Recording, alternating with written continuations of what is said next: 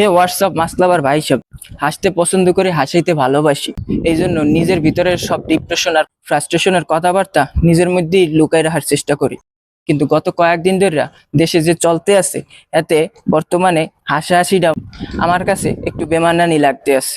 দেখেন, কোটা আন্দোলন নিয়ে অনেক সেলিব্রিটি, পাবলিক ফিগার, কন্টেন্ট ক্রিয়েটরই হয়তো তাগো মতো করে নিজের বক্তব্য প্রদান করছে, কিন্তু আমার জানা নাই এরা কেউ এই কোটা আন্দোলন লইয়া বাস্তব কোনো অভিজ্ঞতার সম্মুখীন হয়েছে কিনা।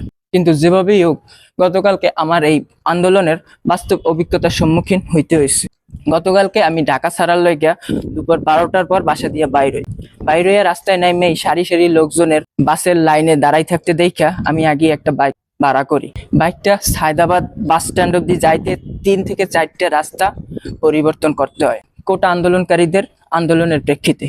কিন্তু দ্য মেইন ফ্যাক্ট ইজ, আমার সেই বাইক ড্রাইভার ভাই একবারের জন্য কিন্তু এই কোটা আন্দোলনকারী বিপক্ষে একটা কথা বলে নাই। পুরোটা রাস্তায় সে এই কোটা আন্দোলনকারী পক্ষেই আমার সাথে কথা বলে গেল। এরপর যেভাবেই হোক সায়দাবাদ পৌঁছাইয়া বাসের টিকিট কেটে ঢাকা দিয়ে বাইর হয়ে গেলাম। ফরিদপুরের ভাঙা এরিয়া অতিক্রম করতেই শুনলাম ঢাকার সাথে সমগ্র বাংলাদেশের যোগাযোগ বন্ধ করে দেওয়ার ঘোষণা করা হয়েছে। যাক, চিন্তা করলাম আমি তো ঢাকা দিয়ে বাইরে হয়ে গেছি, এখন কোনো বেলে পটুয়াখালী যাইতে পারলেই বাসি। কিন্তু বেজালটা বাজলে বরিশালে ইয়া। বরিশাল বিএম কলেজের ছাত্রছাত্রীরা আর বরিশাল বিশ্ববিদ্যালয়ের ছাত্রছাত্রীরা বরিশাল ঢোকার এবং বাইরে সব পথ বন্ধ করে দিল। এখন আমার কি করার? আমার বাসা তো পটুয়াখালী, আমার তো যাইতে হবে বরিশালের উপর দিয়ে এই বাসে করে। অগত্যা ঘন্টার পর ঘন্টা বসে রইলাম। বাসের চাকার সামান্য পরিমাণ নড়াচড়ার কোনো খবর নেই। গরমে ত্যক্ত বিরক্ত অতিষ্ঠ লোকজন, কিন্তু তাও একজনের মুখে সিঙ্গেল একটা শব্দ এই আন্দোলনকারী বিপক্ষে আমি শুনলাম না ভাই। অতঃপর 4 ঘন্টা বাস বসে থাকার পর যখন বাসের সুপারভাইজারের কাছে জিজ্ঞেস করতে গেলাম, ভাই বাস কি চলার কোনো সুযোগ আছে? সে আমার উত্তর দিল, মামা এখানে যদি 3 দিনও বয়ে থাকা লাগে, এরপরও তো এই আন্দোলনকারী বিপক্ষে আমাকে কথা কওয়া উচিত না। এরা তো সবাই লেগে এই জায়গায় আন্দোলনটা করতে আছে, আর সেও বলে এই জায়গায় আন্দোলনের অযৌক্তিকতা কিছু পায় না। যাক, অগত্যা আমি আমার 2টা ব্যাগ পিঠে লইয়া বাস দিয়ে নামে গেলাম। কিন্তু তখনও আমি জানি না ঠিকভাবে আমি আমার পটুয়াখালী পৌঁছাতে পারবো কিনা।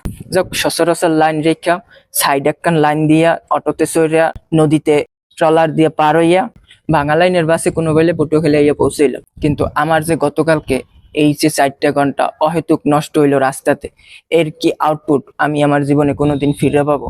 আমার কথা বাদই দিলাম, বাসে যে অনেক নারী আর বৃদ্ধরা ছিলেন, তারা তো আমার মতো রাত্র 10:30টার সময় বাস দিয়ে নাইমা হাঁটা শুরু করার সাহসটা অব্দি দেখাইতে পারেন নাই।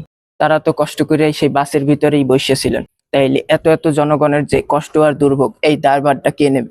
দেখেন, আপনারা মন্ত্রী আমলারা অনেক গুরুত্বপূর্ণ ব্যক্তিবর্গ, আপনারা এসির ভিতরে বসে কাজ করেন, মিটিং এ দিয়ে সারেন।